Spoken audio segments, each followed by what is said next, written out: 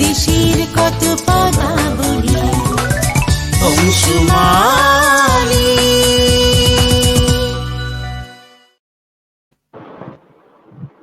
দর্শক, আজকে অংশুমালীর নতুন লাইভ শুরু হচ্ছে আলাপ নাম।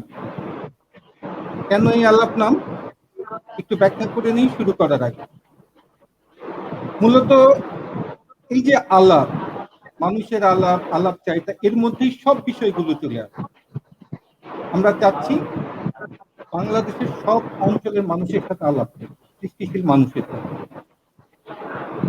কবিতা থেকে সাহিত্য থেকে বিজ্ঞান, সংস্কৃতির থেকে সাংবাদিকতা, সমসাময়িক প্রসঙ্গ যাই হোক না কেন সব আমাদের এই আলোকচারিতায় আনতে চাচ্ছি। এবং সেই লক্ষ্যেই বাংলাদেশের সৃষ্টিশীল মানুষদের সাথে কথা বলার লক্ষ্যে অংশুমালী শুরু করতে যাচ্ছেন নতুন লাইভ আলাপ। আজকে যার প্রথম দিন। আজকে আমাদের সঙ্গে আছেন কবি ও আইনজীবী রোমান জাহান, ঢাকা থেকে। রোমান জাহান, আপনাকে স্বাগত লাইভে। ধন্যবাদ কাকন, তোমাকেও আমাকে আমন্ত্রণ জানানোর জন্য। নিজেকে আমি তোমার আমন্ত্রণে গর্বিত মনে করছি। দর্শক, লাইভ শুরু করার আগে রোমান জাহানের সাথে সম্পর্কের রসায়নটা বলে নি। ও যেহেতু তুমি সম্বোধনটা করেছেই, রিয়েলিটি আমরা রিয়েলিটির বাইরে থেকে এক ধরনের ফ্যান্টাসির জীবন যাপন করি। আমরা চাই আমরা রিয়েলিটিতে ফিরে আসি। রোমান আমার বন্ধু, তাই আজকের আলাপচারিতা তুমি সম্বোধনতেই থাক। রোমান, আবার স্বাগত তোমাকে। তোমাকেও স্বাগত। তারপর কি অবস্থা রোমান, কেমন চলছে বলো এই প্যান্ডেমিকে? প্যান্ডেমিকে আলহামদুলিল্লাহ, আল্লাহ যেভাবে রাখছে সেভাবে ভালো, সুস্থ আছি, এটাই সবচেয়ে আল্লাহর বড় নিয়ামত। তুমি কেমন আছো? চলছে আর কি, চলছে, বেঁচে আছি। তোমার সেই ভাষাতেই বলতে হয়, বেঁচে থাকাটাই অনেক বড় ব্যাপার। এখন আমরা সুস্থ আছি, কথা বলতে পারছি। আমাদের একটা জিনিস যে এক ঘরের মধ্যে আটকে ফেলেছে আমাদের এই ভার্চুয়াল জগৎ ছাড়া, এই অন্তর্জাল ছাড়া আমাদের আর কোনো জায়গা খুঁজার নেই, কথা বলার জায়গা নেই, যার ফলে আমরা এই অন্তর্জালে আজকে মুখোমুখি অনেকদিন পর, তাই তো রোমান? অনেক দিন পর কথা হয় না, দেখা হয় না। এর মধ্যে তোমার এই উদ্যোগ, অনেক যে ডিপ টেস্ট, সেটা অনেক দূর করে দিবে আশা করতেছি। প্যান্ডেমিকে লেখা কিভাবে চলছে, কিভাবে লিখছো, প্যান্ডেমিক কিভাবে কাজ করছে মাথায়? প্যান্ডেমিকে যেটা হচ্ছে, আসলে মূলত আতঙ্কে আছি তো। আতঙ্কে আছি এখন। আসলে লেখা জাস্ট ছেড়ে ছেড়ে লেখা, যতটুক মনে আছে টুকটাক লিখলাম, লিখে রেখে দিলাম। কোনোটাই কমপ্লিট না, সবই ইনকমপ্লিট। এটা ভবিষ্যতে বাইচে থাকলে কমপ্লিট হবে আর কি, আশা করতেছি। অর্থাৎ সময়ের অস্থিরতার ছাপ লেখাতেও। রাইট। অস্তিত্ব শেষ করতে পারি না, ভাবনা, চিন্তা সবকিছু কেটে যায়। 3-4টা লাইন লেখার পর আর ভাল লাগে না, ওমনি রেখে দিই। আচ্ছা ঠিক আছে, পরে কমপ্লিট করবো, এভাবে চলতেছে। দর্শক, রোমানের সাথে আলাপচারিতার ভিতরে যাওয়ার আগে আরেকটা কথা বলে রাখি। রোমান জাহানের শিক্ষা জীবন, যাপিত জীবন, দুটোর মধ্যে অনেকটাই বৈচিত্র্য, কন্ট্রাস্ট রয়েছে। রোমানের আমাদের একসাথে পড়াশোনা শুরু, আমরা সায়েন্স থেকে শুরু করেছি। রোমান ঢাকা বিশ্ববিদ্যালয় থেকে বাংলায় বের হয়ে এসেছে, বাংলায় শেষ করেছে পড়াশোনা এবং চাকরিতে জয়েন করেছে কমার্সের বিভাগে, হিসাবের বিভাগে। এবং সেখান থেকে চলে এসে আইনজীবী, এখন সে আইন পেশায়। সায়েন্স থেকে শুরু, বাংলায় শেষ, কর্মজীবন শুরু কমার্সে, এখন আছে আইনে। এই যে কন্ট্রাস্ট, এই বৈচিত্র্য, রোমান, এই কন্ট্রাস্টটা তোমার আমার কাছে অদ্ভুত লাগে। তুমি কিভাবে দেখো এটাকে? কারণ অদ্ভুত কিছুই না। ওই মির্জা গালিব একটা কবিতা লিখছিল না, শায়ের, যেটা তুমি তো এসব বেশি পড়ো, সেটার মধ্যে আছিল যে আমি আমার ইচ্ছা মতো পৃথিবীতে আসিনি, আমি আমার ইচ্ছা মতো পৃথিবী থেকে যাবো না, জীবন আমার হাত ধরে নিয়ে এসেছে তাই এসেছি, মৃত্যু আমার হাত ধরে নিয়ে যাবে তাই চলে যাব। আমাদেরও একই অবস্থা, যেখানে যখন নিয়ে যাচ্ছে আমরা যাচ্ছি। আসলে আমরা যা চাচ্ছি সেটা হচ্ছে না, এবং সেটা হয়ও না বোধহয় অধিকাংশ ক্ষেত্রে। তুমি কি বলো? তুমি বলতে চাও মানুষ অনেকটাই নিয়ত বিদ্ধ? রাইট, মানুষ তার নিয়তিকে অতিক্রম করতে পারে না। আমরা যত যাই করি, কিছু কিছু ক্ষেত্রে তো এই এইটাকেও ব্যতিক্রম দেখা যায় যে তার জায়গা থেকে সে যেভাবে চেয়েছে সেভাবেই উঠে এসেছে। সেটাও কি নিয়তি? এটা খুব না, এটা খুব কম কাকন। এটা হচ্ছে কি এক্সেপশনাল থাকবেই সব জায়গায়। তুমি দেখো ওই প্রাচীন গ্রিক সাহিত্যগুলি, ইডিপাস, হোমার, সবই এই নিয়তির উপরে লেখা। মানুষ তার নিয়তিকে অতিক্রম করতে পারতেছে না। ওই ইডিপাসে বলছিল যে তুমি তোমার মাকে বিয়ে করবে, তোমার বাবাকে হত্যা করবে, হয়েছেও তাই। ঘটনাটা এইরকমই, আমরাও আমাদের ওই নিয়তিটাকে অতিক্রম করতে পারতেছি।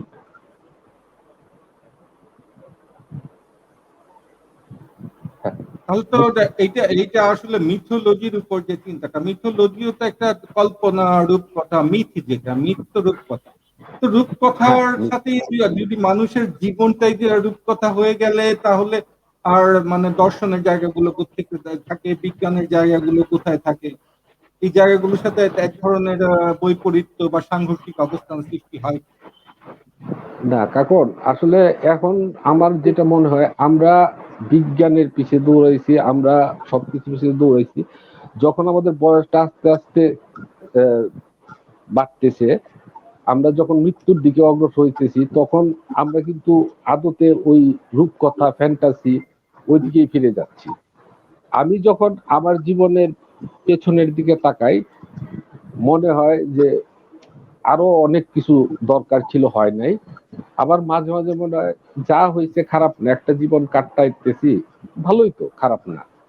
যা চাইলাম পাইলাম, একটু তো থাকবেই চাওয়া আর পাওয়ার গ্যাপ, তাই না? যদি এই আমরা যে শুধু পাওয়া এই যায়। চাওয়া পাওয়ার মধ্যে পার্থক্য, হ্যাঁ, তুমি যখন সায়েন্স নিয়ে শুরু করলা তখন হয়তো পরিবারের চিন্তা ছিল ছেলে ডাক্তার হবে, ইঞ্জিনিয়ার হবে, রাইট, বাংলায় পাশ হ্যাঁ, করলাম। তারপর হয়তো চিন্তা ছিল যে শিক্ষকতা বা অন্য কিছু, বাংলাতে বেরিয়ে আসলাম বাংলায় বা এই যে চর্চা। তারপর চলে গেলে মানে কমার্সে, কমার্সে, তুমি চাকরি একটা খ্যাত মানে বাংলাদেশের বিখ্যাত একটা কর্পোরেট ইয়েতে, যেখানে তুমি হ্যাঁ, কমার্সের হিসাবের ব্যাপারটা দেখতে শুরু করলে।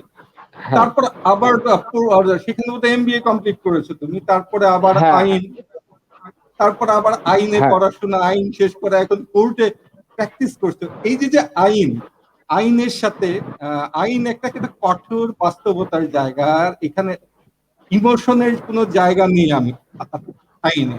কিন্তু হ্যাঁ, তোমার কবিতায় রাইট। ইমোশন ছাড়া কবিতার জায়গা নেই। হ্যাঁ, ইমোশন না নিয়ে কারণ, আইনের জায়গা নেই, কিন্তু ইমোশন ছাড়া কবিতার জায়গা নেই। এই দুইটা পার্ট কিভাবে ম্যানেজ করো তুমি? না ম্যানেজ, এখন যখন আমি লিখি তখন কবি, হ্যাঁ, তখন অন্য কিছু না। তখন কবে কি ছিলাম, কবে কি হব, এইসব না। লেখা লেখাই, হ্যাঁ, এটা তো তুমি জানো ছোট থেকেই।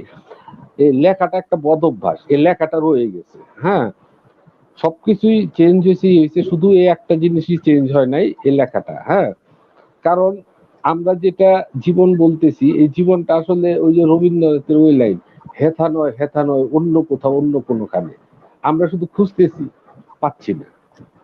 সো আমি মনে করি আমার জীবনটা আরো এরকম, বুঝছো, যে এদিক যাচ্ছি, হচ্ছে না, ওই দিক, এটা না ভাল লাগতেছে না, আবার ওইটা। হ্যাঁ, যে হেথা নয় এরকম আর কি। এটা আক্ষেপ না, এটাও একটা মজা। হ্যাঁ, আমি বিভিন্ন জায়গায় যাচ্ছি, বিভিন্ন রকমের লোকদের সাথে মিশতেছি, বিভিন্ন আমার এক্সপিরিয়েন্স হচ্ছে। এই এক্সপিরিয়েন্স হইতে হইতে মরে যাব। হ্যাঁ, হ্যাঁ, পূর্ণতা হবে না। আচ্ছা, তোমার তো আইনজীবী পেশাটা খুব মানে এক্সাইটিং একটা পেশা, যেটাতে থ্রিল আছে, অ্যাডভেঞ্চার আছে, অনেক কিছু আছে, অনেক কিছুর সাথে হ্যাঁ, পরিচয় হয় তোমার। হ্যাঁ, তো হ্যাঁ, তোমার কবিতা থেকে এইটা কি তোমাকে গল্পে প্রভাবিত করে না, যে গল্প লিখবো, এই ধরনের একটা প্লট আছে তোমার তো? প্রতিটা কেসই হ্যাঁ, প্রতিটা কেসই এক একটা প্লট। তাই এইভাবে চিন্তা রাইট। করো না যে গল্প লিখবো? এখন এটা আইনে তো, আমি এই ব্যাপার নিয়ে, আমি আসলে ওই যে যাদের সাথে আমার খুব ভালো সম্পর্ক, ওই যে রিগান্দা আছে না, রিগান্দার সাথে হুম। কথা বলছিলাম। রিগান্দা আমাকে বলতেছে যে আপনার এখন গল্প লেখা উচিত, কারণ আপনার অনেক এক্সপিরিয়েন্স হয়েছে, বিভিন্ন রকমই হয়েছে। আমিও এখন বুঝতেছি যে হ্যাঁ, আসলে একটা কবিতাটা একটু অন্য সাইজে দেখি কি হয়, এটা এখন আমি বলতেছি না, ইচ্ছা আছে আর কি। অর্থাৎ কারণ গল্পের মানে একটা সম্ভাবনা আছে গল্পের জায়গায় যাওয়ার আর কি, হ্যাঁ, গল্প হ্যাঁ, লেখার। গল্প। আচ্ছা রোমান, কিন্তু তোমার ওই তো যে হ্যাঁ শুনি বল। না, সেটা হচ্ছে তুমি তো জানো আমাদের যত কিছুই হোক কবিতাটা থাকবে। হ্যাঁ, ওই ছোটবেলার অভ্যাস, সেই স্কুল জীবনের ওইটা শেষ হবে না। কিন্তু গল্প রোমান একটা লিখে জিনিস গাই। একটা জিনিস বলো। খেয়াল করো, আমরা 90-এর দশকে যেভাবে কবিতার চর্চা করেছি, কবিতার যে জায়গাটা ছিল, কবিদের যে অবস্থানটা ছিল, সেই অবস্থানটা, সেই পরিবেশটা এখন বোধহয় সেইভাবে নাই। না, সেটা নেই, অ্যাবসলিউটলি নেই, একবার নষ্ট হয়ে গেছে। এখন ব্যক্তিগতভাবে কিছু আছে, তারাও কোণঠাসা। হ্যাঁ, ওই এখন এখন বোধহয় সবাই কবি বা মানে কথা সাহিত্যিক এসব হওয়ার চেয়ে বুদ্ধিজীবী হওয়ার দিকে ঝুঁকে গিয়েছে বেশি। ইদানিং সামাজিক মাধ্যমে যে বুদ্ধিজীবী হওয়ার প্রতিযোগিতাটা হ্যাঁ, দেখছি আর একটা কি। তালিকা হয়েছে বোধহয় 61 না 62 জনের একটা তালিকা হয়েছে দেখলাম। হ্যাঁ, তো যাক, আল্লাহ বাঁচাইছে ওইখানে। হ্যাঁ, যাই আসলে হোক, হয়েছে কি, এখন বুদ্ধিজীবী হওয়ার একটা প্রতিযোগিতা চলছে, না ক্রিয়েটিভ কিছু না করে সৃষ্টিশীল বুদ্ধিজীবিতা। ওইটাই আর কি। সবচেয়ে মজার ব্যাপার যেটা, হ্যাঁ, রবীন্দ্রনাথ যখন কবিতা লিখতে শুরু করেন তখন বোধহয় চিন্তা করেননি আমি বুদ্ধিজীবী হব। লালন যখন রাইট। লালনই হতে চেয়েছিলেন, বুদ্ধিজীবী বোধহয় হতে হ্যাঁ, চাননি। সক্রেটিস যখন হ্যামলেট পান করে মারা গেল তখনও বোধহয় তার চিন্তা ছিল না আমি বুদ্ধিজীবী বা দার্শনিক হব। গুড, সে রাইট, সক্রেটিসই হতে রাইট। চেয়েছিল। মানুষ চিন্তাটা প্রকাশ করে, কিন্তু আমাদের চিন্তার খোঁজ নাই, বেসিক কোনো কিছু নাই, আমরা বুদ্ধিজীবীর তালিকা করতে বসি। অদ্ভুত একটা ওই ব্যাপার, তাই না রোমান? অদ্ভুত মানে কি, এরা আসলে লেখাপড়া কম করে, বুঝতে পারছো, লেখাপড়া কম করে, আসলে নামটা বেশি চায়। সমস্যা হয়ে গেছে এইটাই। হ্যাঁ, লেখাপড়া করলে কিন্তু আর এই সমস্যাটা হইতো না। লেখাপড়া করলে সে যদি জানতে পারতো বুদ্ধিজীবীর সংজ্ঞা এটা, তাহলে সে বুদ্ধিজীবীর তালিকা করতো না। ঠিক আছে, যাক, এটা তাদের ব্যাপার। হ্যাঁ, এখন আমাদের কথা হচ্ছে আমরা আসলে জীবিকার প্রয়োজনে তুই পাই না, নাহলে আসলে পড়া উচিত। না পড়লে কিছুই হবে না, যত কিছুই হোক। এটা তুমি আমার চেয়ে আরো ভালো জানো। হ্যাঁ, যে না পড়লে তুমি লিখতে পারবে না। আমরা 10 লাইন 100 লাইন পড়লে 1 লাইন লিখতে, লেখার সক্ষমতা হইলে তাকে হ্যাঁ লেখক বলা যায়। কিন্তু এরা হয়েছে কি, 1 লাইন লেখার সক্ষমতা নাই, ওর উপরে 13 লাইন লিখে ফেলায় দেয়, যার ফলে মান ওই রকম হয়। এখন এখন এখন আসলে প্রদর্শনবাদিতাটাই বড় ব্যাপার, যে আমরা কে কত বড় রাইট। দল এটা আমরা দেখাতে চাচ্ছি। আচ্ছা যাই হোক, তোমার হ্যাঁ, তোমার বইটা গত বইমেলার আগের বইমেলায় একটা বই পেয়েছি, তোমার কেবলি হয়ে যাওয়ার কাহিনী। এই হ্যাঁ, বইমেলায় এসেছে কষ্ট কষ্ট আছে আছে ক্যাকটাস ক্যাকটাস নেই। নেই। হ্যাঁ, তো কি অবস্থা? বই তো মানে আমি জানি তোমার বই বিক্রি হয়েছে, তোমার নিজের হাতেও বই নেই, যে আমাকে আমি যদি চাই এখন আমাকে রাইট। দেওয়ার মতো ওই বই নেই। হ্যাঁ, তো বই হ্যাঁ, দিতে চলেছে পারো। মোটামুটি, এবং যারা পাঠক আছে তাদের থেকেও তুমি ভালো মানে ভালো ফিডব্যাকটাও খুব খারাপ ছিল না। এই যে যে না, ফিডব্যাক অনুভূতি খারাপ ছিল। অনুভব, এটা নিয়ে একটু বলো। না, আলহামদুলিল্লাহ, এটা ভালো। হ্যাঁ, মানে কবিতার বইয়ের যে অবস্থা রিসেন্টলি, মানে বই কবিরা নিজেদের পয়সা দিয়ে ছাপায়, বিক্রি হয় না, এবং পরবর্তী সময়ে দেখা যায় যে ওই শেষ ধরে বিক্রি করে দিতে হয়। আল্লাহ রহমান সেটা আমার হয়নি। হ্যাঁ, আমার সেটা হয় নাই। আমি অবশ্য ওই ছাপাইছিও কম, কারণ আমি জানি যে হ্যাঁ, আমার এতগুলি পাঠক আছে, আমি জাস্ট 300 কপি, এর বেশি আর যাব না। হ্যাঁ, কারণ এর বেশি যে অযথা নষ্ট করার কোনো হয় না। তো আমি ওইরকম ভাবে ছাপাইছি আমার টার্গেট ওয়াইজ, এবং ওইটা ফিল আপ হয়ে গেছে। হ্যাঁ, অনুভূতি তো ভালোই, কবিতার বই নিজের কাছে নাই, এটা একটা বিরাট যে হ্যাঁ, সবাই কবিতার বই করার পর বাসায় ফালায় রাখে, প্রকাশকে তাগদা দেয়, ভাই নিয়ে যান, হ্যাঁ, জায়গা নষ্ট করতেছে, এইটা হইতেছে ওইটা হইতেছে। তো সেই জায়গা থেকে আমি খুব ভালো আছি, যে না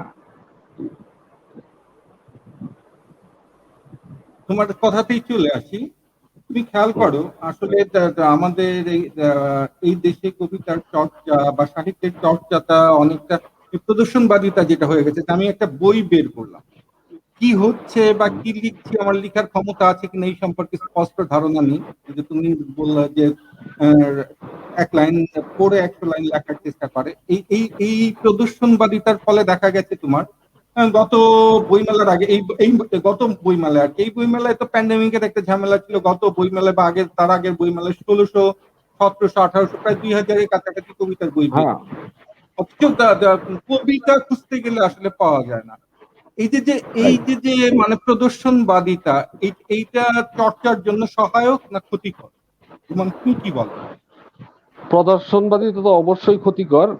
কবিতা তো আসলে হৃদয়ের জিনিস, তাই না? হৃদয় ভিত্তিক চর্চা। এখন তুমি যেটা বলতেছো হইতেছে প্রদর্শনবাদী চর্চা। আসলে যেটা হওয়া উচিত হৃদয় ভিত্তিক চর্চা। হৃদয় ভিত্তিক চর্চা হইলে কবিতার মান ভালো হবে, ভালো কবি আসবে, বাংলা সাহিত্য সমৃদ্ধ হবে। নাইলে মনে করো হুমায়ুন আজাদের ভাষায় আমাদেরকে বলতে হবে, ওই যে হুমায়ুন আজাদ বলছিল না উপন্যাস সম্পর্কে, ওই সব তো অপন্যাস। অপন্যাস তো আমরা বলছিলাম স্যার অপন্যাসটা কি? তো উনি বলছিলেন যে অপন্যাস একটা সেই রকম সাহিত্য যেটা বছরে টনকে টন উৎপাদন হলেও বাংলা সাহিত্যের 5 পয়সা লাভ হবে না, আবার 1 ছটাক যদি উৎপাদন না হয় বাংলা সাহিত্যের কোনো ক্ষতি হবে না। এই প্রদর্শনবাদিতার যে কবিতাগুলি আসতেছে এগুলি কোনো লাভ হবে না। হ্যাঁ, কিন্তু একটা দুইটা ভালো কবি আসুক, একটা দুইটা বই হোক, ওগুলি বাংলা সাহিত্যের অ্যাসেট হবে। তবে আশার ব্যাপার কাকন, আমি বেশ কিছু বই দেখছি এইবার, এর মধ্যে অনেক লেখক আছে দেখি যে না তারা খুব ভালো লেখে। হুম, এর মধ্যে আমি একটা বই পড়তেছি, ওইটার উপরে একটা লিখবো, সেটা হচ্ছে ওই সুফিয়া তন্ত্র। এটা আমার খুব মজা লাগতেছে পড়ে। হ্যাঁ, আচ্ছা রোমান, এটার মধ্যে আরেকটা কথা বলি, হ্যাঁ, আরেকটা কথা বলি। টনকে টন মানে হলেও লাভ যে হবে না এটা ঠিক না। কিছু প্রকাশকের লাভ হচ্ছে। প্রকাশক তো এখন দেখো অবস্থা এমন দাঁড়িয়েছে, লেখকদের প্রকাশকদের একটা ভাষা হয়ে দাঁড়িয়েছে মুরগি ধরা।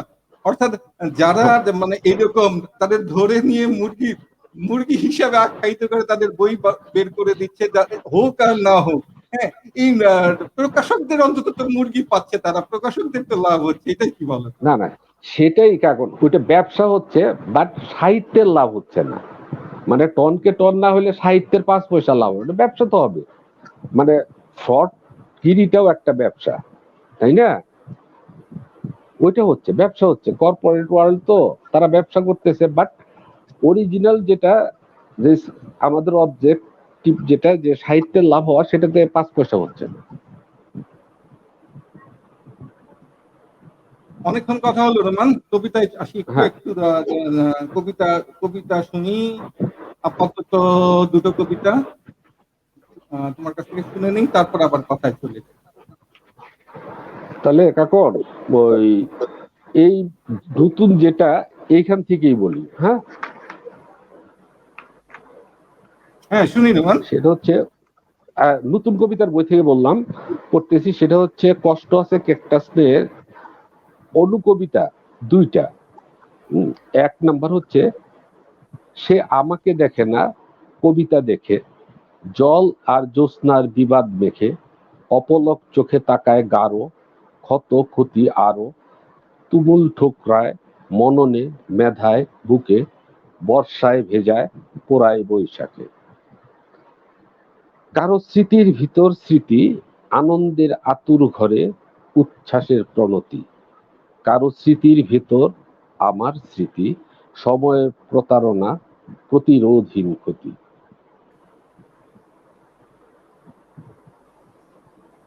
তারপর আরেকটা আছে, এটা তবুও চমৎকার ছিল।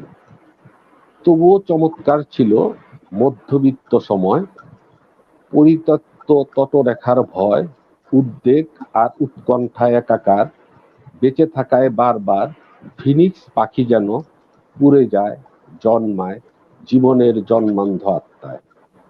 সময়ের বিশ্বাসে স্থির, ভাঙাচোরা স্বপ্নের ভিত, আহ্লাদের পথে অভিমানের সাথে স্বপ্ন স্রোতে নিমজ্জনের দিন হারিয়ে গেছে, মনে নেই কোন শ্রাবণে বিলীন সন্ন্যাসের অবিন্যস্ত সঙ্গীতে একাকী ঘুরছে নিয়তির ফুটপাতে।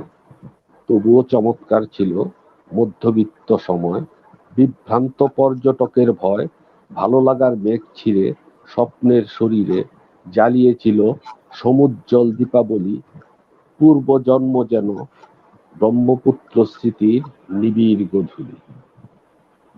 ধন্যবাদ।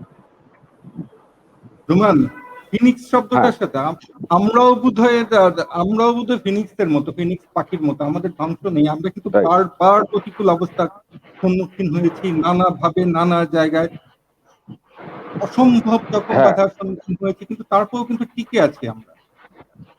ফিনিক্স টিকে আসলে আছে। আমরা আমাদের সময়টায় যারা, আমাদের সময়কালীন যারা, তারা দেখো কিন্তু টিকে আছে, যেভাবেই হোক টিকে আছে। কিন্তু এখনের যে সময়টা, এখনে দেখা যাচ্ছে কেউ আসছে হঠাৎ চলে যাচ্ছে, এই দেখা যাচ্ছে হঠাৎ করে, এখন মনে হচ্ছে যে ফানুষ একটা অবস্থা, এই আসছে এই চলে যাচ্ছে। এই যে মানে অস্থির একটা সময়, এই সময়টাকে তুমি কিভাবে দেখো? এই অস্থির সময়টা হয়েছে আমাদের, আসলে হয়েছে কি, তুমি যেটা বললা যে আমাদের ফিনিক্স সময়, এই ফিনিক্স সময়টা, হ্যাঁ, এটা কিন্তু এখন যারা আসতেছে তারা ভাবতেছে এই সময়টা খুব কষ্টকর, এবং এই সময়টা কেউ তারা পছন্দ করতে পারে। তারা ওই নিজে নিজে কি প্রদর্শনবাদিতায় মাইতে উঠছে তারা। আর আমাদের কথা যেটা, আমাদের কথা হচ্ছে হইলে হোক, না হইলে না হোক, আমি আমার মতো আগায় যাব।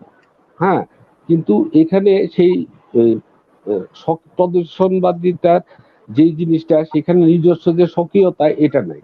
এখানে আছে যে আমি কিভাবে তাকে ঠকাই, করি, যেভাবে হোক তাকে আমি অতিক্রম করব, যার ফলেই ওদের সাথে আমাদের কন্ট্রাডিকশন বেশি।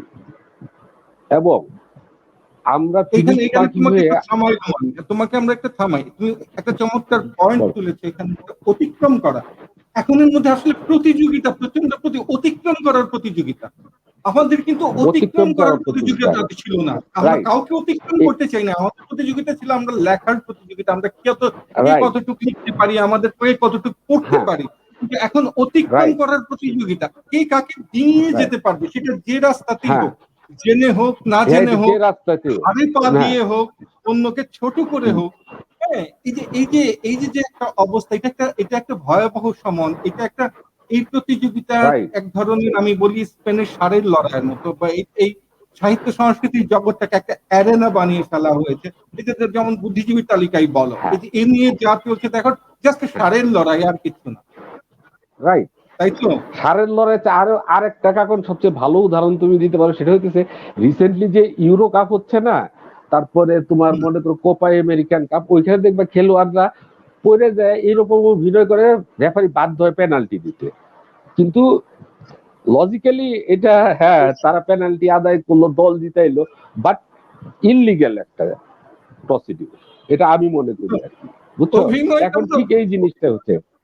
দেখো এখন অভিনয়টাও কিন্তু অনেক বড় ব্যাপার, অভিনয় করে অনেকে অনেক জায়গায় রাইট। চলে না না, যাচ্ছেন। হ্যাঁ, অভিনয় তো বড় ব্যাপার অভিনয় করে না, অনেকে সেটাই অনেক জায়গায় বলতেছি। চলে যাচ্ছেন, অভিনয়টা অনেক বড় না না, ব্যাপার। সেটাই আমাদের সেটাই আমাদের সেটাই দিকে চেয়ে দেখো না, সেটা আশেপাশে, আমিও অভিনয় করে বলতেছি। অনেকে অনেক জায়গায় চলে যাচ্ছে। হ্যাঁ, রাইট। তো কিন্তু দেখো রোমান, মূল্যবোধটাকে হ্যাঁ, কি করলো সে। হ্যাঁ, হুম, হ্যালো, হ্যাঁ, বলো। শুনছি রোমান। কিন্তু ও, না, কিন্তু মূল্যবোধটাকে সে কি করলো, নষ্ট করে দিল। নট অনলি দ্যাট, সে এক এই সে করলো কি, আমাদের পরবর্তী প্রজন্মের জন্য একটা বাজে এক্সাম্পল তৈরি করলো। আমার পরবর্তী প্রজন্ম তখন চিন্তা করলো যে হে, তাই তো, আমি এটা না করে শর্টকাট এমনি করে তো আমি আরেকজনকে ফ্রড করে জিততে পারি। জিনিসটা কি হলো, আমাদের মধ্যে যে বোর্ডটা ছিল, তুমি যেটা বললা যে আমাদের আরেকজনকে ঠকানোর প্রতিযোগিতায় আমরা ছিলাম না, আমরা ছিলাম যে হ্যাঁ, আমরা নিজেকে নিজে অতিক্রম করব এক সময়।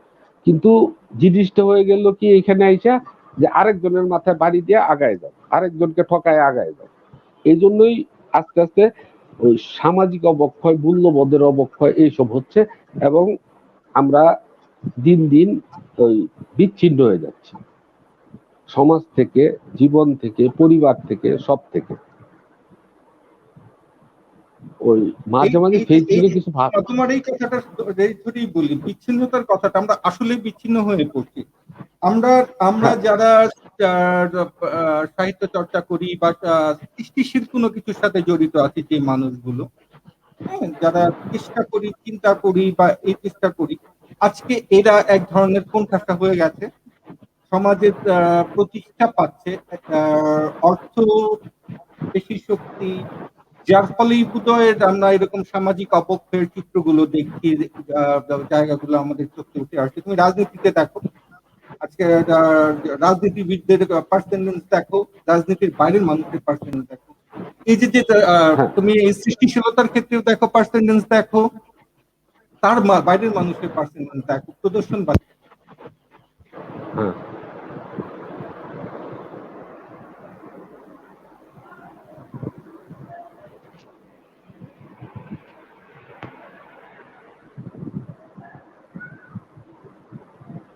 Hello, hello, hello, hello. হ্যাঁ Kakon, hello, hello, hello, hello,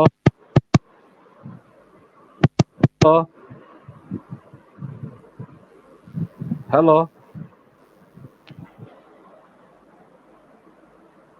hello, hello,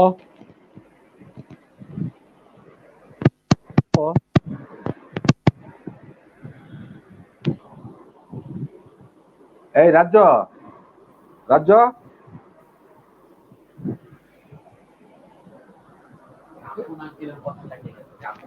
আবার তো কথাই হচ্ছে না।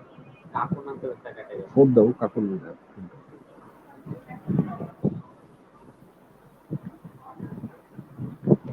হ্যালো,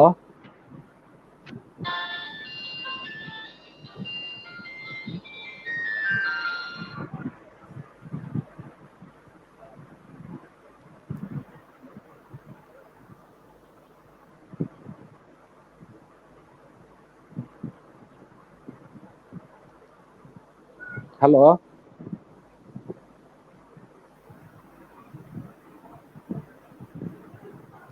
ফোন দাও তো কাকুরকে।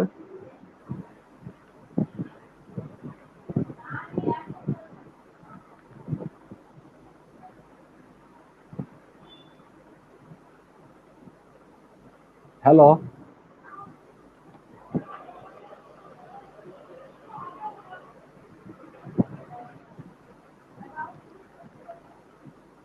হ্যাঁ, কিছুই তো শুনতেছি না।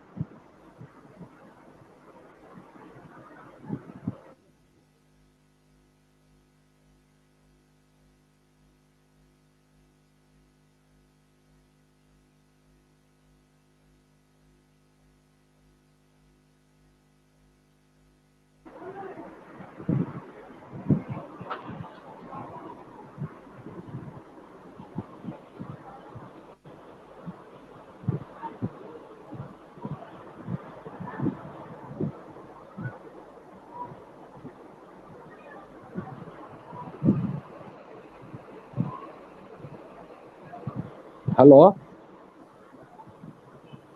হ্যালো,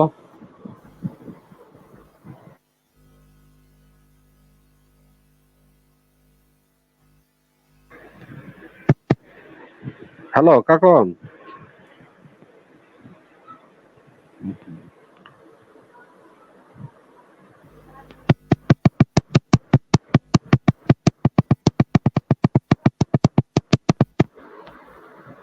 হচ্ছে না তো।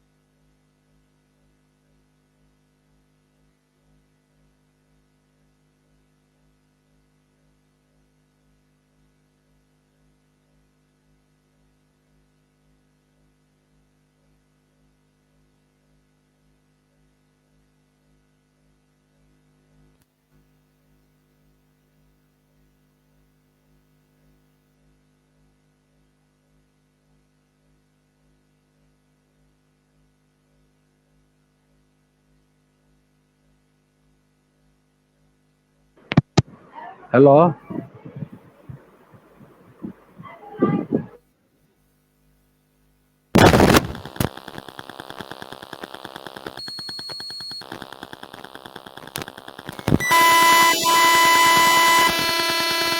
হ্যালো,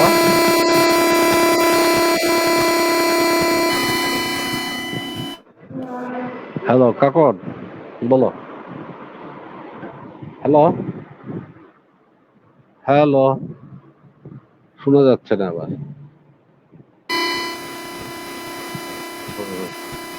হ্যালো, হ্যালো,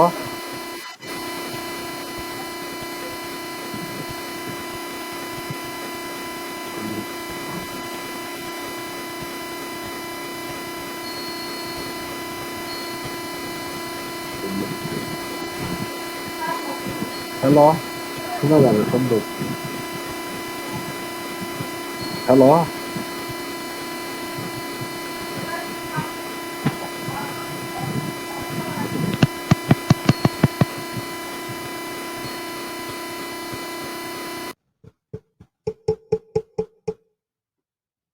রোমান কি শুনতে পাচ্ছ কথা?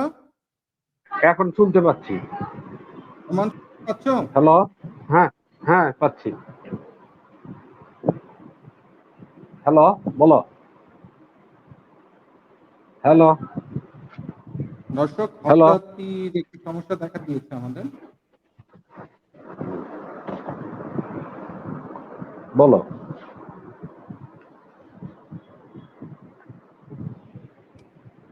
হ্যালো,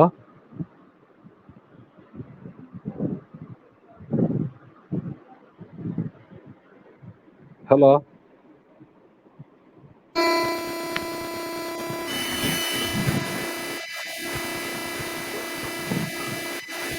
হ্যালো,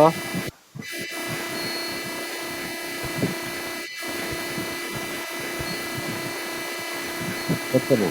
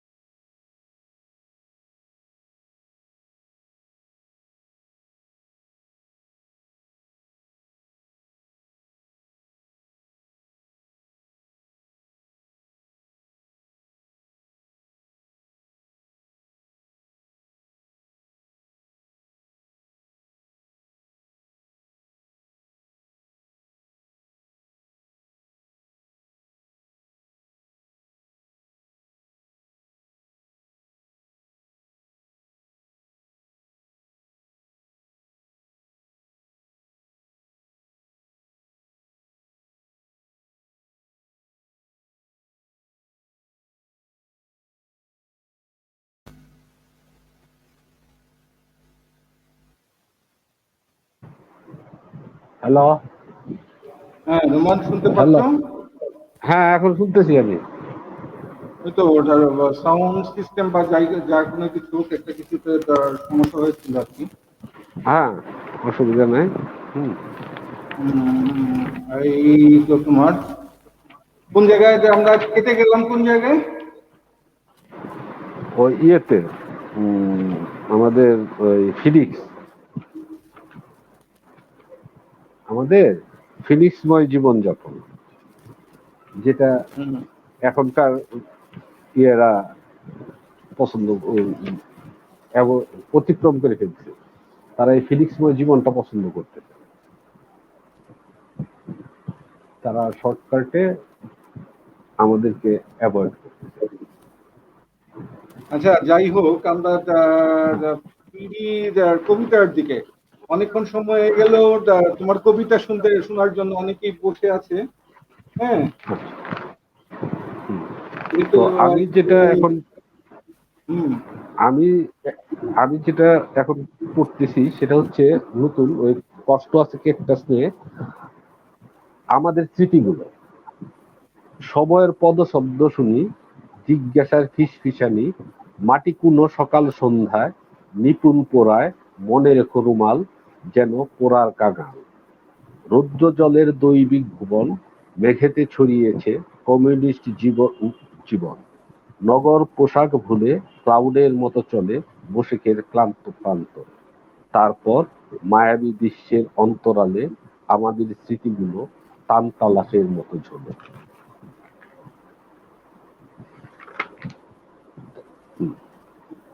আরেকটা হচ্ছে কিছু কিছু সকাল, কিছু কিছু সকাল সকালের মতো হয় না। চতুর্দিক ছেঁড়া খোড়া ত্রস্তময়, নাগরদোলা সিঁড়িতে ছড়ায় সূর্যাস্তের বিস্ময়। কবেকার অনুরার কান্না, সুরে সাতিকের ধ্যানী প্রশ্বাসে, না দেখার কারুকাজে মেঘেদের সাথে মেঘ হয়ে যায় অ্যাক্রোবেট অতীতে।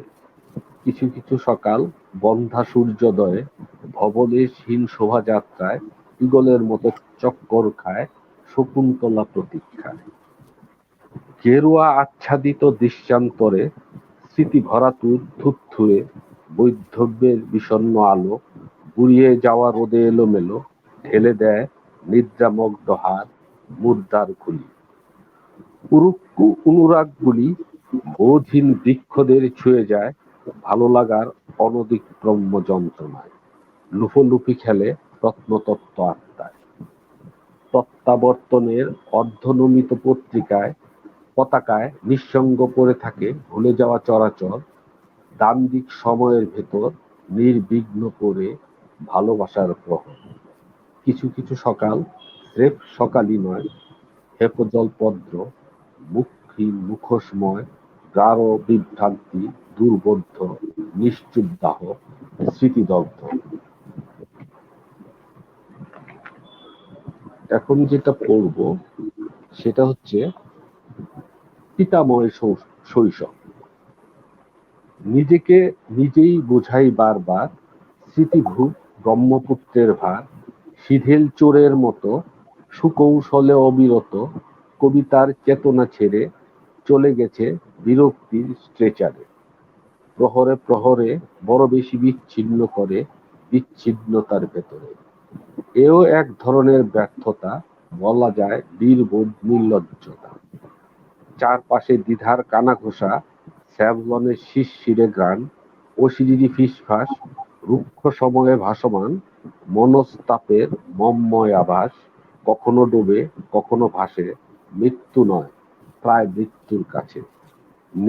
নিজের ভেতর নিজেরই বীতশ্রদ্ধ বপন। কবিতার ভুল সেমিকলন কোথায় দিয়েছি, কোথায় কবে মনে নেই কিছু, ভুলে গেছি সব। নিমজ্জনের উৎসবে সে জীবন সময়ের তত্ত্বে নিত্য দেখায় পূর্ণশ্চের মতো ভয় অমাবস্যাময় নির্বাপিত সত্তায়। স্মৃতি অকস্মাৎ দেখায় কখনো বা অসম্ভবের সত্য, শুধুই পেতাময় শূন্যতার শয্যার মতো দেহে হাত বোলায়, নিবিড় চুমু দেয়, সঘন দৃষ্টিতে ছুঁয়ে যায়, অথচ জীবন পিতাময় শৈশব ফিরে পায়।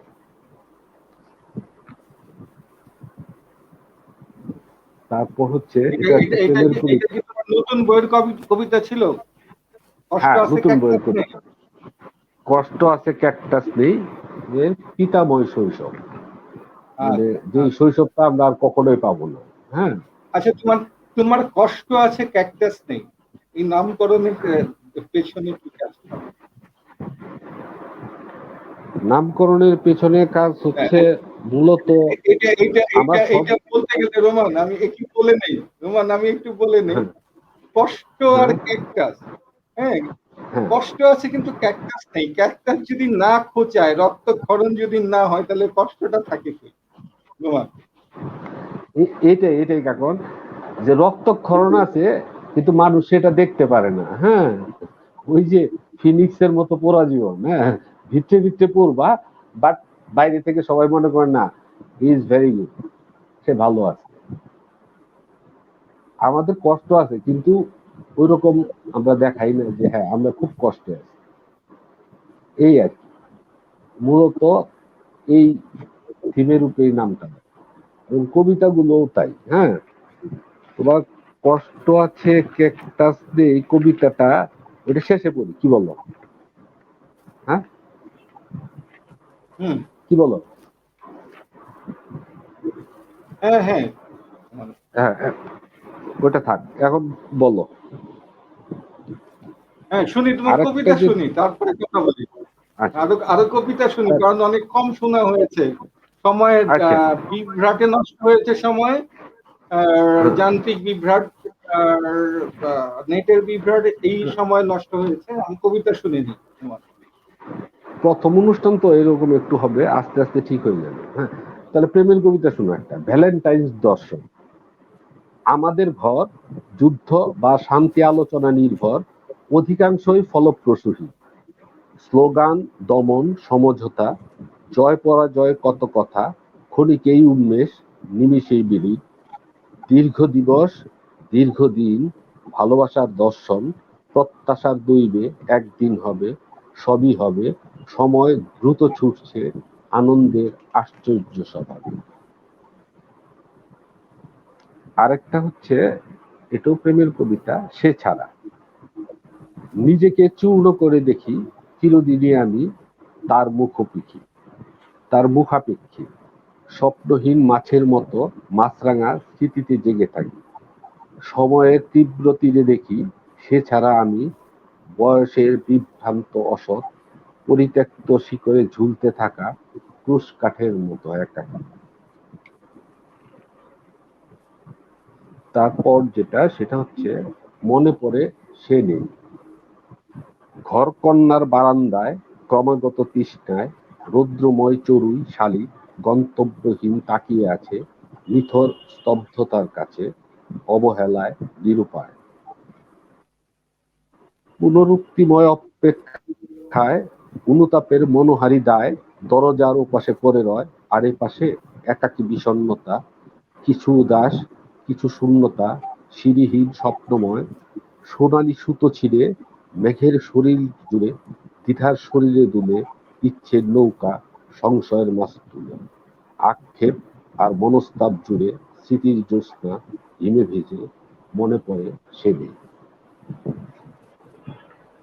চমৎকার রোমান, স্বভাবজাত কবিতা আর কি। আর কবিতার ক্ষেত্রে এই যে স্বতঃস্ফূর্ততার, স্বভাবজাত কবি যাকে বলে, কবিতা আসলে লেখা যায় না, লেখা হয়।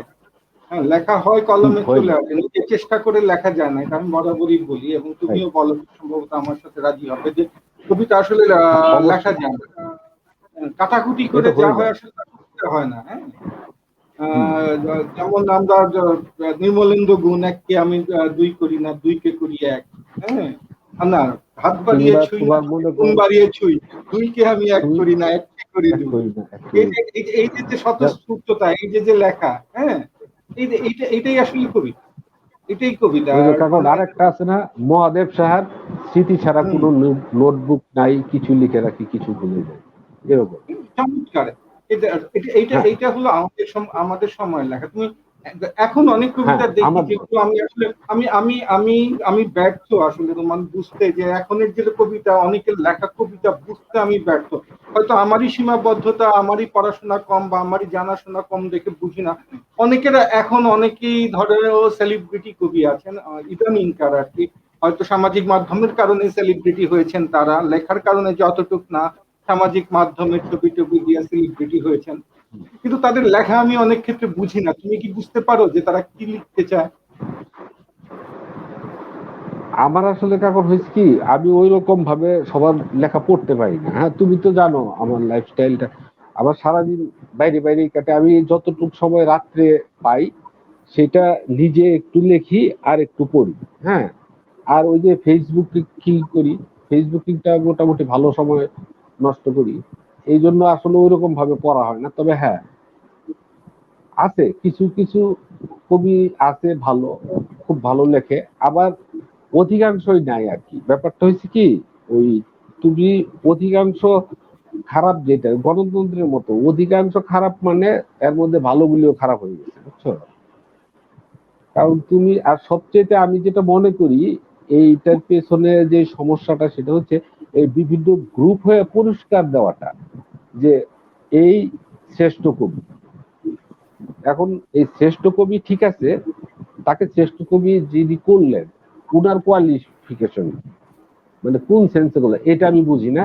এবং দেখা যায় যে এরকম তুমি দেখবা যে সপ্তাহে যতগুলি সংস্থা আছে মোটামুটি সবাই দেয়, এবং এরকম দেখা যায় শ্রেষ্ঠ কবি সপ্তাহে শখানেক বের হয়, তাই না? তো হ্যাঁ, আর এই রোমান আরেকটা জিনিস রোমান, তোমার আরেকটা জিনিস বলি। এই যে এখন দ্বিপদী কবিতার একটা দুইটা লাইনের কবিতা, হ্যাঁ, এটা এক ধরনের, যেটা কাপলেটের যেটা ফর্ম আছে, কাপলেটের ফর্মের বাইরেও দ্বিপদী কবিতার হচ্ছে আর কি, নানা রকম পরীক্ষা নিরীক্ষা চলছে। কিন্তু এইটা হ্যাঁ আমার একটা খেয়াল আছে, তোমার একটা কবিতা ছিল, আমার তো নিয়তি এই, গোলাপ ঝরে যায় গোলাপ ছুঁই যেই। এই যে সেই সময় দুই লাইনের লেখা আমরা শুরু করেছিলাম। আমার আমার হ্যাঁ, যেমন একটা ছিল, হ্যাঁ, আগুন হিংস্র হলে সব হয়, হৃদয় আর্দ্র হলে সব তুমি নয়। এই যে সব আমরা তুমি একটা ময়, রাইট। ধারা, হ্যাঁ, সব ধারা শুরু আরেকটা করেছিলাম আছে আমরা কাকন, একটা। কাকন হ্যাঁ, আরেকটা আছে, এবং আমি সেই গোলাপ হাতে সেই নদীর তীরে দাঁড়িয়ে থাকি, প্রকৃতি ও আকাশের মতো একা। মনে হ্যাঁ, আছে যাই হোক, এই লাইনটা তোমার? হ্যাঁ, হ্যাঁ, এই যে ধরো আমরা যেভাবে দ্বিপদী শুরু করেছিলাম, দুই লাইনের কবিতা শুরু হ্যাঁ করেছিলাম, এখন কিন্তু সেটা জনপ্রিয় হচ্ছে। এখন ইমতিয়াজ মাহমুদ লিখছেন, অনেকেই লিখছেন, চেষ্টা করছেন লিখার। হ্যাঁ, দেখো, এটা কিন্তু অনেক আগেই আমরা চর্চা করেছিলাম। হ্যাঁ, অর্থাৎ এই সময়টা কিন্তু আমাদের থেকে খুব বেশি এগিয়েছে তা কিন্তু নয়, তাই তো রোমান? রাইট। না, এই সেই জন্য কাকন আমি বলি কি, আসলে চর্চা মানে কবিতা নিয়ে পরীক্ষা নিরীক্ষা করা ভালো। আমি এটা সবসময় সমর্থন করি। হ্যাঁ, যে করুক না, অসুবিধা কি? এখন যে দুই লাইনের কবিতাগুলি, এটা কিন্তু আমার কাছে খারাপ লাগে না। অনেক আছে যে হ্যাঁ অনেক খুব ভালো ভালো লেখে। হ্যাঁ, আমার কাছে ভালো লাগে আর কি। তারপর তোমারও তো ইদানিং দেখি যে হ্যাঁ কাপলেট যেটা, এগুলো তো চমৎকার চমৎকার হচ্ছে। হুম।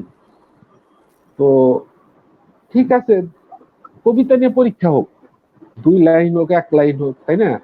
যেমন হেলাল হাফিজের একটা কবিতা একটা লাইন, নিউট্রন বোমা বুঝো মানুষ বুঝো না। হ্যাঁ, এরকম হ্যাঁ, যদি হয় খারাপ এই কি? এই এই আমার এটা এই অবশ্যই, একটা কিন্তু লাইনই, হ্যাঁ রোমান, কিন্তু এই এই এই জায়গাগুলোতে একটা এক, প্রশ্ন আছে।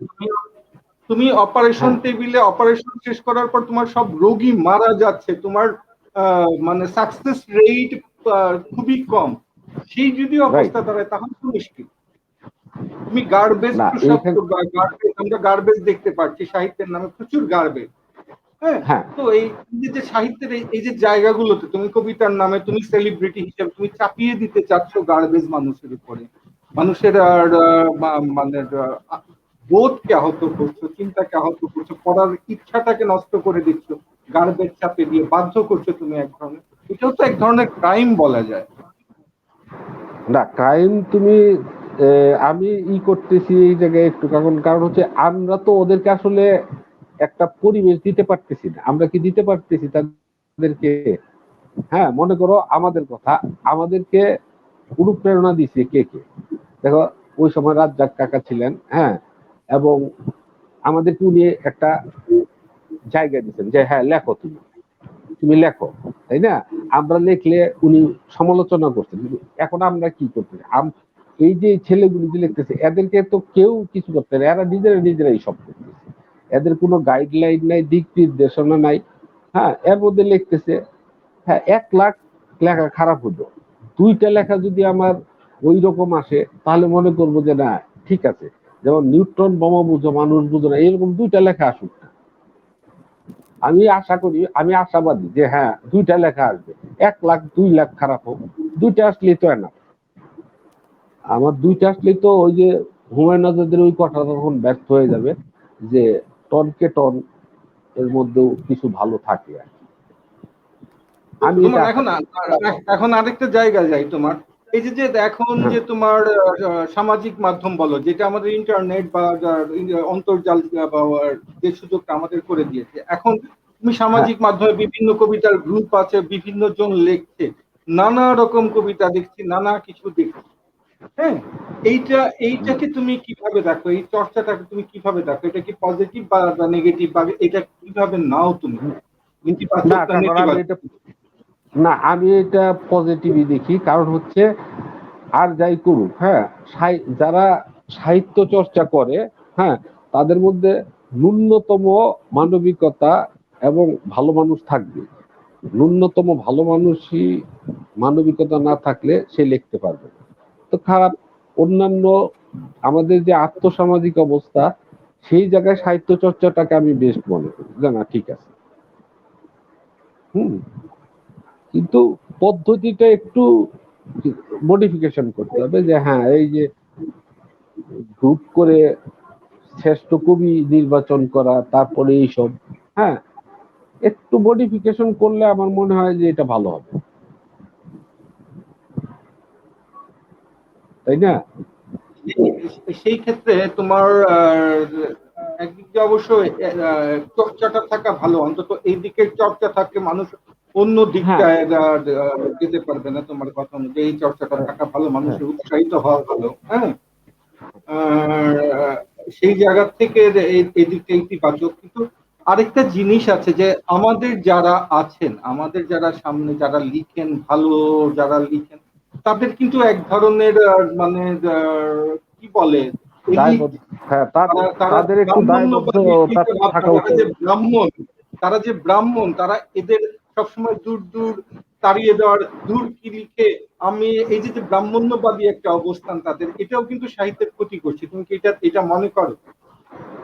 হ্যাঁ, এটা রাইট রাইট রাইট, এটাই আমি বলতে চাইছিলাম কারণ তোমাকে, যে যারা এখন প্রতিষ্ঠিত, যারা বাংলা সাহিত্যের দিকপাল তুমি বলো যাই বলো, তাদের উচিত এদের জন্য কিছু করা। এরা যে করতেছে, হ্যাঁ, তারা বুঝতেছে যে লাইনটা ঠিক হচ্ছে না, ট্র্যাকটা আর একটু ঘুরাই দিলে হয়তো ঠিক লাইনে আসবে, কিংবা এটা করা তাদের জন্য, মানে যারা সাহিত্য চর্চার সাথে সংশ্লিষ্ট আছেন এখন, তাদের জন্য এই দিকপাল যারা আমরা বলতেছি, যাদের কাছে এখন বাংলা সাহিত্য আছে, তাদের কিছু করা উচিত।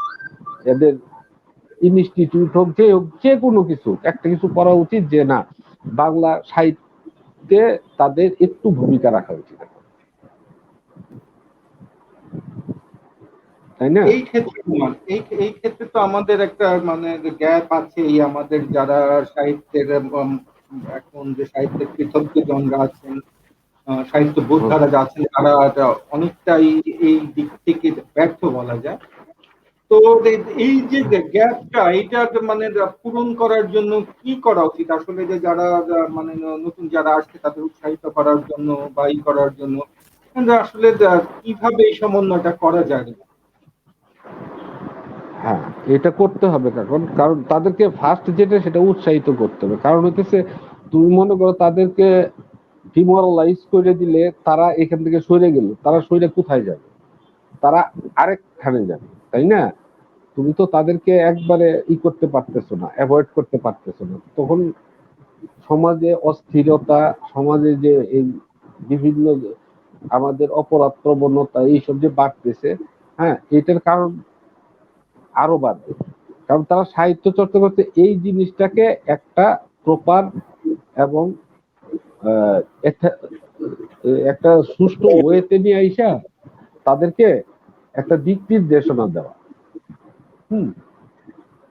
এবং লাগবে, গাইড ছাড়া কাকন হবে না।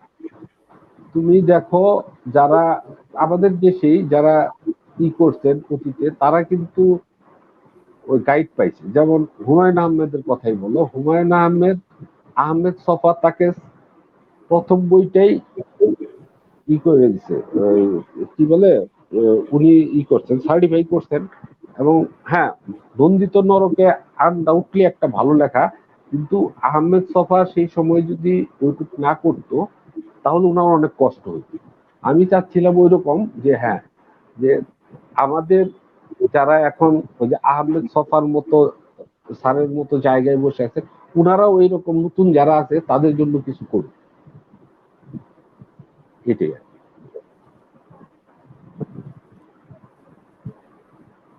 রোমান, আমাদের সাথে আমাদের এক বন্ধু আছে, শামীম আছে, আমাদের সাথে যোগ দিয়েছে। আমাদের সেই মঞ্জুর করিম শামীম সিলেট থেকে। ও দেখছে আমাদের প্রোগ্রাম, বলছে ভালো লাগলো আমার দুজন ক্লাসমেট বন্ধুরা একসাথে আলোচনা দেখতে ও শুনতে। শুভকামনা রইল বন্ধু রোমান ও কাকন তোমাদের জন্য। শামীম, তোমার জন্য শুভকামনা আমাদের দুজনের পক্ষ থেকেও। তুমি ভালো থাকো, ধন্যবাদ। সাথে থাকো আমাদের। আরেকটা প্রশ্ন আছে রোমান, একেএম সাইফুল্লাহ প্রশ্ন করেছেন, সঞ্চালকের দৃষ্টি আকর্ষণ করছি। ফিউশনের কথা বলেছেন যে কবিতা, বাংলা কবিতায় ফিউশন। আমি একটু খুব সংক্ষেপে আমি শেষ করে দিই। ফিউশনের ধারাটা, ফিউশন সবই নিরীক্ষাধর্মী একটা ব্যাপার। আপনি গানে এখন ফিউশন শুনছেন। হ্যাঁ, এই নিরীক্ষাধর্মী বিষয়টা নিয়ে আসলে বলার এখনো সময় আসেনি। আর একটু সময় যাক, কি অবস্থায় দাঁড়ায় দেখি, তারপর নয় কথা বলা যাবে। হঠাৎ করে জ্ঞান গর্ব একটা কথা বলে দেওয়া, মন্তব্য করা, হঠাৎ কথা বলা আসলে সবকিছুতে একটু না জেনে বুঝে না দেখে আরেকটু সময় মানে গেলে বোঝা যাবে আসলে ফিউশনটা কোথায় দাঁড়ায়। এখন যে ফিউশনের ধারণাটা আছে, আপনি কবিতায় বলেন, যে গানে বলেন, যে ফিউশনের ধারণাটা, সেটা আরেকটু এগুক, আরেকটু সময় যাক, তাহলে বলা যাবে। সাইফুল্লাহ, ধন্যবাদ আপনাকে সাথে থাকার জন্য। ইমরান হাফিজ আছেন আমাদের সাথে, আমাদের আরেক বন্ধু আছেন। যতন দেবনাথ আছেন আমাদের সাথে, আছেন ইসরাত জাহান ছিলেন, আছেন সুকান্ত ঘোষ আছেন, রোমানকে সাউন্ড আবার সমস্যা হচ্ছে? রোমান, সাউন্ড কি আবার সমস্যা হচ্ছে আমার?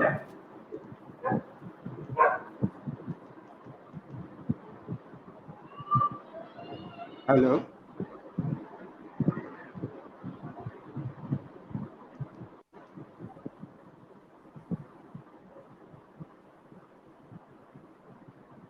হ্যালো। হ্যাঁ রোমান, আমি তো, আমাকে শুনতে পাচ্ছ? আমি কিন্তু তোমাকে শুনতে পাচ্ছি। না, আমি শুনতে পারলাম না এখন। হ্যাঁ বলো, শুনতেছি। হ্যালো। আচ্ছা, হ্যাঁ হ্যালো, শুনছি রোমান, হ্যালো। শুনছি রোমান, তোমাকে শুনছি। হ্যাঁ কাকন। শুনছি তোমাকে। হ্যালো। হ্যালো। হ্যালো। আমার অডিও ঠিক আছে রোমান? তুমি শুনতে পাচ্ছ না? তোমার হ্যাঁ, অডিওতে শুনতে সমস্যা? ডিস্টার্ব হচ্ছে তোমার। হ্যাঁ হ্যাঁ, রোমান, আমি শুনতে পাচ্ছি না। আমাদের সময় শেষ রোমান, আমাদের সময় শেষ হয়ে এসেছে রোমান। হ্যাঁ, শুনতে পারতেছি না, বলো। হ্যালো। আমাদের সময় শেষ হয়েছে এসেছে হ্যাঁ। রোমান, আমরা অনুষ্ঠানটা শেষ করতে হচ্ছে। হ্যালো।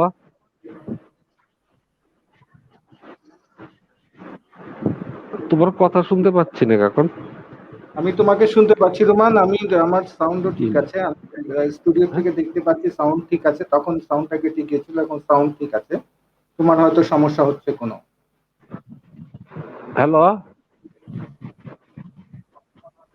হ্যাঁ বলো। রোমান, তুমি হ্যালো। শুনতে পাচ্ছ না? আমার কথা শুনতে পাচ্ছ না তুমি? হ্যালো। তোমার হেডফোনটা আবার লাগাও, না, হেডফোনটা শুনতে পাচ্ছি না এখন। আবার হ্যালো,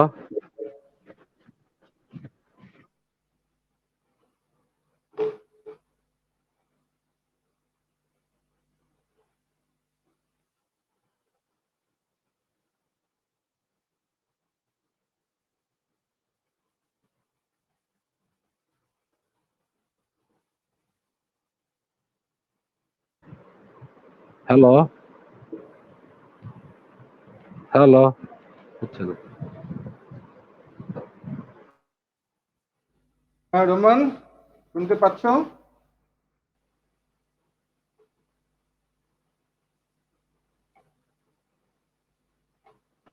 হ্যালো, হ্যাঁ রোমান, রোমান শুনতে পাচ্ছ তুমি? হ্যালো, শুনতে পাচ্ছ? তোমার কিন্তু আমি কিন্তু সাউন্ড শুনতে পাচ্ছি তোমার, এবং আমার সাউন্ডও ঠিক আছে, স্টুডিও থেকে দেখছি।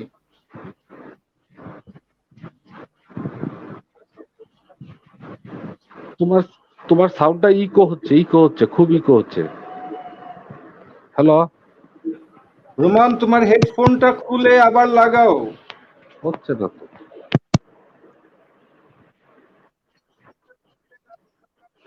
হ্যালো,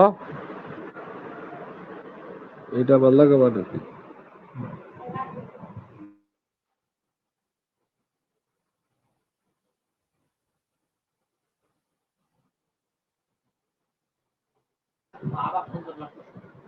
আমি শুনতে পাচ্ছি।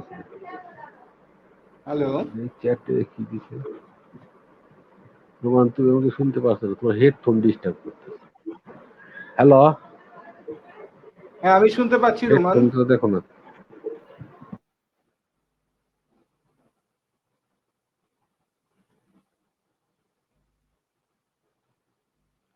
দর্শক, আমাদের যান্ত্রিক সমস্যা হচ্ছে দুদিক থেকেই। আমাদের স্টুডিওর বৈদ্যুতিক বিভ্রাটের কারণে একটু সমস্যা হয়েছিল, মাঝখানে কেটে গিয়েছিল। এখন সম্ভবত রোমানের হেডফোনে সমস্যা হয়েছে কোনো, যার ফলে হ্যালো, রোমানকে আমরা শুনতে পাচ্ছি না। হ্যাঁ, হ্যাঁ আচ্ছা, শুনতে কাকন পাচ্ছ তুমি? পাচ্ছ? এখন শুনতে? হ্যালো, হ্যাঁ হ্যাঁ পাচ্ছি এখন, হ্যাঁ বলো। হ্যাঁ। হ্যাঁ রোমান, বলো। আমাদের তো সময় শেষ, তোমার আরো দুটো কবিতা শুনে শেষ করতে হবে আজকে, যদিও যান্ত্রিক সমস্যায় অনেকখানি সময় নষ্ট হয়েছে। আর আরেকদিন বসা যাবে, হ্যাঁ, আলাপ চলবে। এই আলাপ সারা বাংলাদেশের সবার আচ্ছা, সাথেই চলবে। বাংলাদেশের বিভিন্ন হুম, অঞ্চলের যারা লিখেন, সৃষ্টিশীল মানুষ আছে, সবার সাথে কথা বলবো। এই আলাপ চলবে। এখন আপাতত তোমার দুটো ইনশাল্লাহ। কবিতা আজকের মতো শেষ করতে হবে রোমান, আজকের মতো শেষ করতে হবে। তোমার দুটো কবিতা শুনে নিই। আচ্ছা, ঠিক আছে। আচ্ছা, এটা হচ্ছে নতমুখ নাম। সেই সব ভালো না লাগা দুপুরে, অনভিজ্ঞ কবির কৈশোরে, জ্যোৎস্না পুঁজি করে পুড়ে গেছে শখের খাম। গোধূলি আকাশের মতো নিঃসঙ্গ পীড়িত, অনুবাদহীন ছড়ানো গড়ানো, নিবিড় ঘুরে বেড়ায় নির্জন মেঘ, নতমুখ নাম।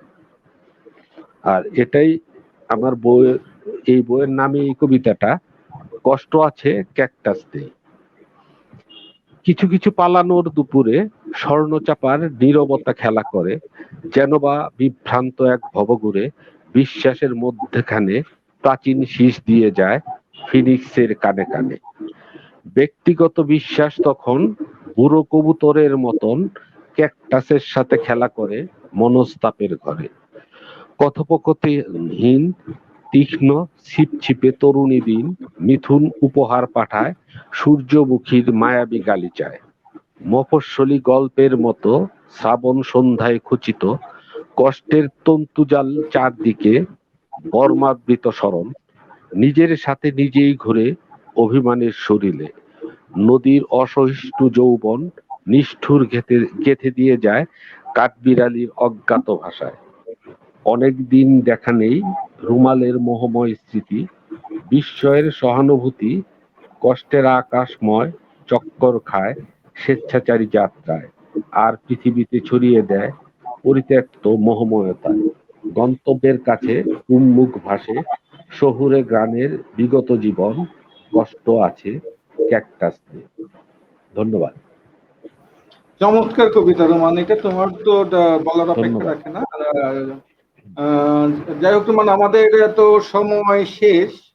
আমাদের হ্যাঁ, অনেকখানি সময় আমাদের যান্ত্রিক গোলযোগে নষ্ট হয়েছে। যাই হোক, পরে আরেক সময় আমরা বসবো। হ্যাঁ, আর সে পর্যন্ত অপেক্ষায়। আর আমরা কথা বলবো এই আলাপের বিভিন্ন জনের সাথে, বিভিন্ন সারা বাংলাদেশের যারা ছড়িয়ে ছিটিয়ে আছেন, যারা লিখছেন, মানুষ যারা যারা তাদের সবার সাথেই কথা বলবো আমরা। শুধু কবি, লেখক, সাংবাদিক এবং যারা যাদের জায়গায় কৃতি মানুষ, এই কৃতি মানুষ সবার সাথেই কথা বলবো। বাংলাদেশের আলাপের চিন্তাটা এইরকম। সেই অনুযায়ী আমরা এগিয়ে যাচ্ছি। অংশুম আলী সেই কাজ থেকে করছি। অংশুম আলী বিশ্বব্যাপী সারা মানুষদের, বাংলাভাষী মানুষদের একটা জায়গা নিয়ে আসার চিন্তা করছে, তাদের চিন্তার বিনিময় করার চেষ্টা করছে। তোমরা দেখেছো যে আমরা ক্ষণকালের মাধ্যমে বিশ্বের আপনারা দেখেছেন যে সারা বিশ্বের মানুষদের সাথে কথা, বিশ্বে ছড়িয়ে ছিটিয়ে বাংলাভাষী অনেকের সাথে কথা বলার চেষ্টা করেছি, অনেক কৃতি মানুষদের সাথে। আমরা শুরু করেছি ভারতের বিভিন্ন জায়গায় মানুষের সাথে কথা বলার জন্য বাংলা ভাষী, যাদের যেমন কোচবিহার এক্সপ্রেস আমাদের চলছে, এরপরে অন্যটা আসবে। একইভাবে বাংলাদেশের বিভিন্ন অঞ্চলে যারা লিখিয়ে আছেন, যারা সৃষ্টিশীল মানুষ আছেন, তাদের সাথে কথা বলার জন্য আলাপটা শুরু। আমরা ঢাকা কেন্দ্রিক, রাজধানী কেন্দ্রিক যে চিন্তাটা, এই চিন্তাটাকে ভেঙে দেওয়ার জন্য, এই চিন্তাটাকে আমরা এটা এই যে একটা চিন্তা যে না আমি রাজধানী কেন্দ্রিক হলেই আমি আমি আমিত্ব চাপিয়ে দেওয়া, সেটা থেকে সরে আসার জন্য আমরা মানে ছড়াতে চাচ্ছি সারা দেশেই, কথা বলতে চাচ্ছি সারা দেশের কিছু মানুষদের সাথে, তাদের কথা শুনতে চাচ্ছি, তাদের কাজের কথা জানতে চাচ্ছি, তাদের কবিতা, গল্প, সাহিত্য বলেন, সংস্কৃতি বলেন, গান, বাজনা, যাই হোক, বিজ্ঞান হোক, সাংবাদিকতা হোক, সব নিয়ে কথা বলবো আমরা সারা দেশের মানুষের সাথে। সে পর্যন্ত আপনারা সবাই অংশুম আলীর সাথে থাকবেন, আলাপের সাথে থাকবেন। রোমান, শেষ কথা অংশুম আলীর উদ্দেশ্যে যদি কিছু বলো আর কি তুমি। হ্যাঁ কাকন, অংশুম আলীকে অবশ্যই ধন্যবাদ আমাকে ডাকার জন্য। আর সবচেয়ে আমি কৃতজ্ঞ, সবচেয়ে আমি দর্শক শ্রোতাদেরকে বলতেছি যারা অনেক কষ্ট করে আমাদের এই যে যান্ত্রিক ত্রুটির মধ্যেও বসে শুনেছে, তাদেরকেও ধন্যবাদ। তারপর তোমাকেও ধন্যবাদ। ভালো থেকো, আমাদের জন্য দোয়া করো প্যান্ডামিকের সময়। দর্শক, আমাদের সময় শেষ হয়ে গেছে। ব্যাখ্যা করলাম আলাপের কথা, কথা বললাম রোমান জাহানের সাথে, কবি এবং আইনজীবী, শুনলেন তার কথা, তার কবিতা। আগামীতে আরো কারোর সাথে কথা বলবো আমাদের সারা বাংলাদেশে ছড়িয়ে ছিটিয়ে থাকা সৃষ্টিশীল মানুষদের সাথে। সে পর্যন্ত ভালো থাকবেন সবাই, প্যান্ডেমিকে সাবধানে থাকবেন, স্বাস্থ্যবিধি মেনে চলবেন, সুস্থ থাকবেন। ধন্যবাদ সবাই। ধন্যবাদ সবাই।